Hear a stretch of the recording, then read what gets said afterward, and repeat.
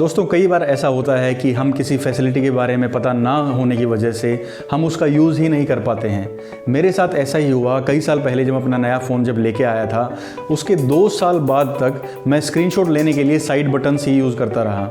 फिर मुझे मेरे बेटे ने बताया कि पापा इसको फिंगर जेस्चर्स से भी आप स्क्रीनशॉट ले सकते हैं, जो कि काफ़ी इजी होगा और काफ़ी हैंडी फीचर भी था और यूज़ करने में भी काफ़ी ट्रेंडी लग रहा था। तब मुझे फील हुआ कि यूज़र मैनुअल साथ में क्यों दी जाती है और हमें ज़रूर पढ़ना चाहिए कि उसके अंदर क्या क्या फ़ीचर्स हैं। ऐसे ही सेम केस हमारे साथ है हमारी मोटर इंश्योरेंस पॉलिसी का। हमें जब तक नहीं पता होगा इसके अंदर क्या क्या फ़ीचर्स हैं और कौन कौन सी चीज़ कहाँ लिखी होती है, तो हम सारे एड-ऑन्स को, उनके फ़ीचर्स को यूज़ नहीं कर पाएंगे।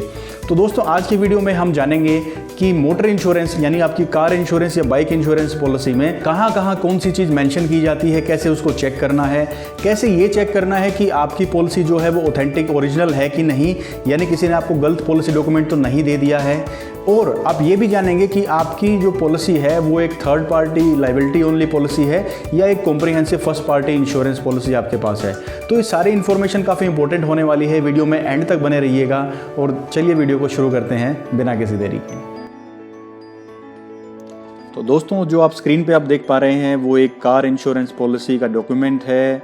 लेफ्ट कॉर्नर में सबसे टॉप पे जो आपको एक डिज़ाइन दिख रहा है ये है basically QR code.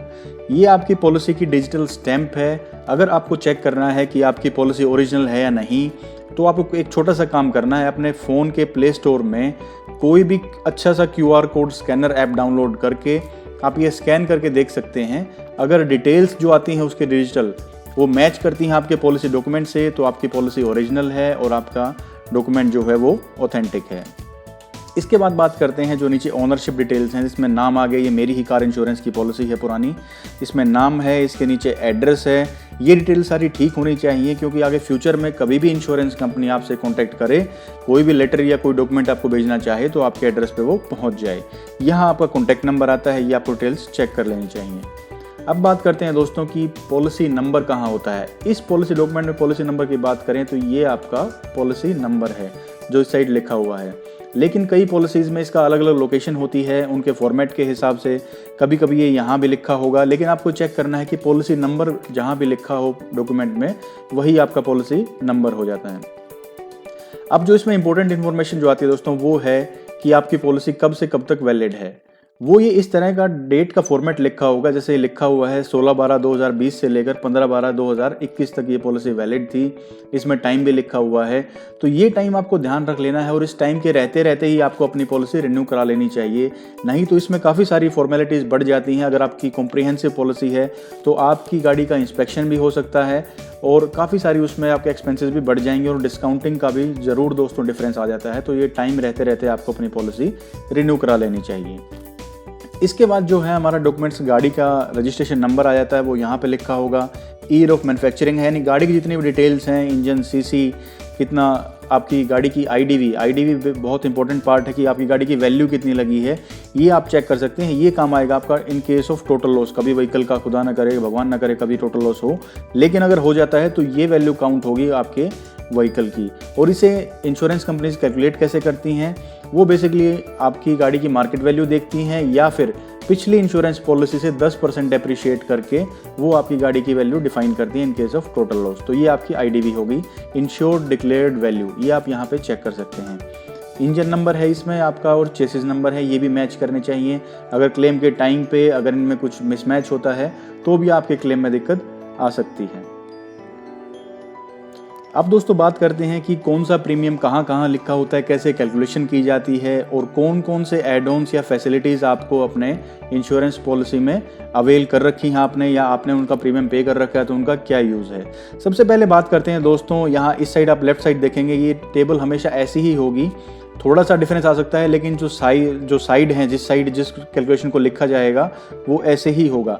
Left side जो टेबल बनी हुई है वो ए पोर्शन यानी ओन डैमेज से आप समझ सकते हैं, यानी जो खुद के व्हीकल का नुकसान है वो कैलकुलेशन, उसका जो पैसा आप पे कर रहे हैं वो इस पोर्शन में लिखा होगा, जिसे कहा जाएगा ओडी सेक्शन यानी ओन डैमेज का सेक्शन।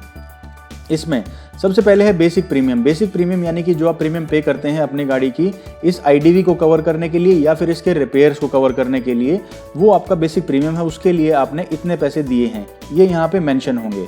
उसके बाद बात करते हैं दोस्तों, इसमें नीचे आता है कि आपका नो क्लेम बोनस जैसा इसमें दिख रहा है। आप और नीचे चलेंगे, बाकी बीच में काफ़ी सारे डिस्काउंट्स हैं। हैंडीकैप का डिस्काउंट है, ऑटोमोबाइल एसोसिएशन का डिस्काउंट है। ये काफ़ी रेयर है और ये सब आपको तब मेंशन करने होते हैं जब आपको डिस्काउंट लेना होता है। इन केस ऑफ हैंडीकैप में भी कुछ IRD का डिफाइंड है, वो डिस्काउंट इनको मिलेगा। और ऑटोमोबाइल एसोसिएशन के अगर आप मेंबर हैं IMT 8 के अंडर, वो भी डिस्काउंट इनको मिलेगा। लेकिन ये बहुत रेयर मेंबर्स होते हैं, तो वो इनमें मैं आपको मेंशन नहीं कर रहा हूँ। इसके बाद बारी आती है नो क्लेम बोनस की, यानी कि NCB। इसके लिए मैंने डिटेल्ड वीडियो बनाया है, मैं लिंक डिस्क्रिप्शन में भी दे रहा हूँ और ऊपर आई बटन पे भी क्लिक करके आप ये वीडियो देख सकते हैं कि नो क्लेम बोनस कब होता है और किस साल कितना आपको मिलेगा। ये डिस्काउंट है आपका जो आपने क्लेम ना लेने की वजह से इंश्योरेंस कंपनी ने आपको दिया है। जैसे कि इसमें आपको दिख रहा है 20% डिस्काउंट है, ये लग रहा है इस अमाउंट पर, यानी इस अमाउंट का 20% जो है वो आपको डिस्काउंट यहाँ पे मिल गया है, जो ये अमाउंट आपको दिख रहा है। तो ये NCB मिलने के बाद जो बैलेंस प्रीमियम रह जाता है वो आपका ये वाला प्रीमियम है जो यहाँ पे आपको दिख रहा है। तो इसके बाद दोस्तों ये तो आ गया आपका ए साइड जो है सेक्शन की, वो है ओन डैमेज सेक्शन। यहाँ पे एड-ऑन्स का अलग से है, वो अभी नीचे आएगा इसमें पेज में, तब मैं मेंशन कर दूंगा। राइट साइड में जो पोर्शन आता है वो है थर्ड पार्टी प्रीमियम।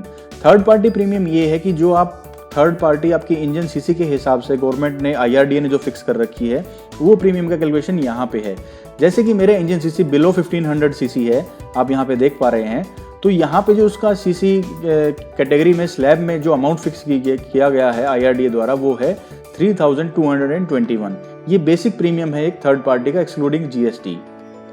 इसके अलावा जो मैंने एडिशनल प्रीमियम पे किया है वो legal liability to paid driver का किया है, और एक PA ओनर ड्राइवर, यानी ओनर और जो ओनर कम ड्राइवर, यानी खुद मैं ही गाड़ी अपनी चला रहा हूँ और गाड़ी में मुझे कुछ हो जाता है, कोई एक्सीडेंट होता है और मुझे कोई कैजुअलिटी या कोई चोट आती है, तो इस कवर के अंडर मेरी ट्रीटमेंट या जो भी क्लेम मिलेगा वो इस कवर के अंडर मिलेगा। तो वो भी मैंने ऑप्ट कर रखा है इसके अंदर। इसके लिए डिटेल वीडियो अगर आपको जानना है कि जो लाइव्स कैसे कैसे कवर होती हैं और कितने कितने पैसे लगते हैं और कितने कितने कवरेजेस मिलती हैं, उसके लिए मैंने अलग से वीडियो बनाया है। उसका भी लिंक मैं डिस्क्रिप्शन में आपको दे रहा हूं, और आई बटन पे भी क्लिक करके आप जो पॉपअप हो रहा है वहां पे क्लिक करके आप वो वीडियो पूरा देख सकते हैं। तो आपको पता चल जाएगा कितने पैसे में कितना कवरेजेस कवर है। यहाँ पे मैंने 2 ही कवर लिए, यानी कि ड्राइवर कवर और खुद का एक्सीडेंटल कवर इसके अंदर लिया है, और बेसिक थर्ड पार्टी है। ठीक है, ये करने के बाद इसमें दोनों प्रीमियम्स को ऐड कर दिया गया है, यानी इस प्रीमियम को और इस थर्ड पार्टी के प्रीमियम को, ओन डैमेज और थर्ड पार्टी के प्रीमियम को। अब दोस्तों जो बात आती है वो है एड-ऑन्स की। एड-ऑन्स की यानी हमने एक्स्ट्रा क्या क्या इसमें एड-ऑन्स ले रखे हैं, फैसिलिटीज़ ले रखी हैं कि हमने जिनके लिए एक्स्ट्रा प्रीमियम पे किया है, वो हम कैसे चेक करें कि हमारी पॉलिसी में ज़ीरो डेप्रिसिएशन है कि नहीं, या कंज्यूमेबल्स हैं कि नहीं, या इंजन प्रोटेक्ट है कि नहीं, कौन कौन से एड-ऑन्स हमने ले रखे हैं, हमारे क्लेम हमें जिनका मिलेगा वो हम कैसे चेक करें।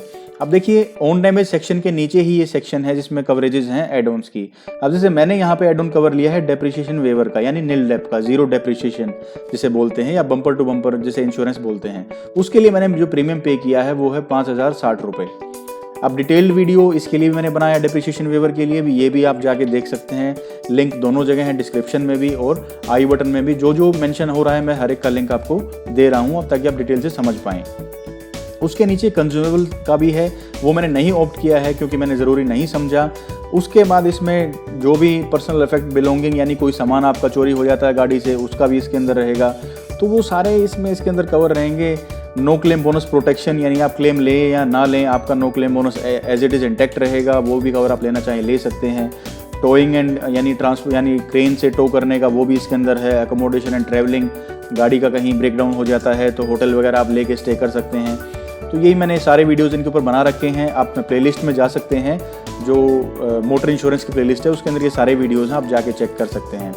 तो इसके लिए जैसे मैंने प्रीमियम पे किया 5060 रुपये, तो लास्ट पेज पे जो हमने कैलकुलेट किया था वो ओन डैमेज सेक्शन का और थर्ड पार्टी का जो मिला के बना था वो था 9212 रुपये।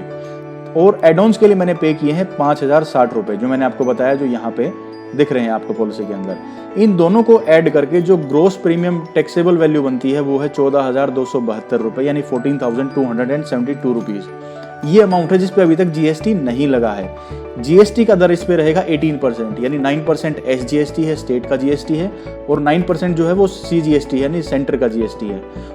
अगर इस वैल्यू पे कैलकुलेट करें 18%, तो GST का टोटल अमाउंट बनता है 2,568 रुपये, और टोटल जो प्रीमियम वैल्यू जो मैंने पे की है इसके लिए वो है 16,841 रुपये।